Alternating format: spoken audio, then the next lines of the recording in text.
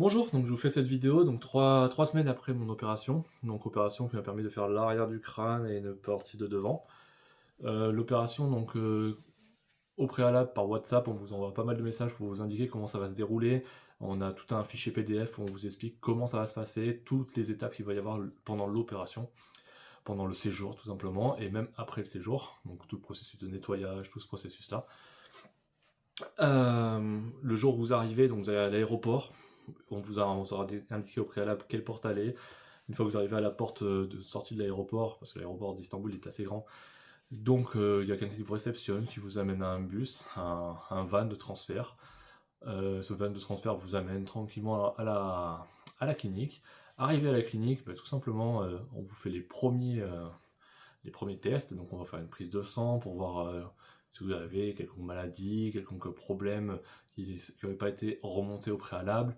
On fait un électrocardiogramme, on vous inspecte les cheveux, voir combien de greffons peuvent être pris, combien de greffons ne peuvent pas être pris, la santé du cheveu, vous avez là-dessus. Également une échographie pour voir la profondeur d'implantation des cheveux, pour que lorsque de l'opération, ils vont l'implanter au même niveau. Ça c'est tout au préalable. Après, en fonction de si vous séjournez à l'hôtel ou à la clinique, vous allez à l'un ou à l'autre. Personnellement, moi j'avais choisi la clinique. C'est plus agréable, je trouve, du coup, après le jour de l'opération. Donc le premier jour, c'est un petit peu chiant. Parce que du coup, une fois que les trucs sont faits, bah, vous attendez. Par contre, le jour de l'opération, c'est très agréable de se lever, de descendre juste à l'étage en dessous et pas de soucis, pas besoin de prendre les transports, de s'enlever, de tout prévoir. Vous vous réveillez, l'opération est à 6h30, vous vous réveillez à 6h25, vous descendez 5 minutes après, c'est parfait. Après l'opération, pareil, hein, vous finissez l'opération, 10 minutes après, vous êtes dans votre chambre tranquille, il n'y a pas de soucis. Et le lendemain, quand il faut rendre la chambre, c'est pareil, franchement, je trouve ça beaucoup plus agréable. Et en plus, la clinique est vraiment très moderne. C'est très propre, c'est très agréable, vous êtes dans un contexte où il y a beaucoup de monde, donc vous n'avez pas de regard, de problème de regard, personne ne va vous regarder un peu bizarrement. De manière générale, ça je l'ai pas eu, même à l'aéroport d'Istanbul, personne ne vous regarde, c'est un peu la norme en fait là-bas, il y a beaucoup de gens qui viennent pour ça, donc c'est très, très agréable.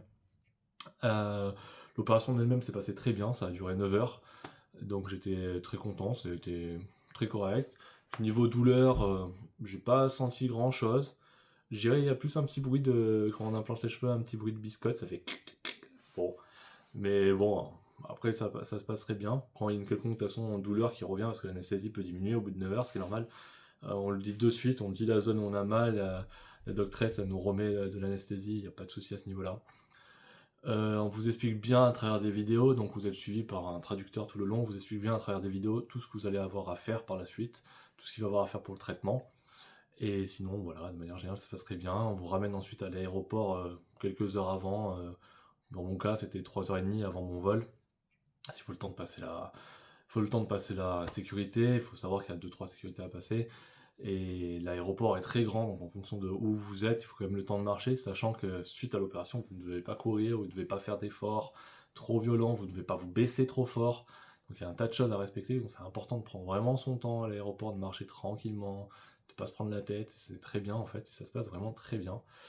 Et c'est vraiment quelque chose que je conseille à beaucoup de monde, donc ceux qui ont envie de le faire, il faut vraiment pas hésiter. Ils sont vraiment top, la clinique est vraiment propre, c'est très moderne, et c'est très professionnel, et ils sont aussi très humains, et c'est très agréable, honnêtement. Voilà pour cette première vidéo.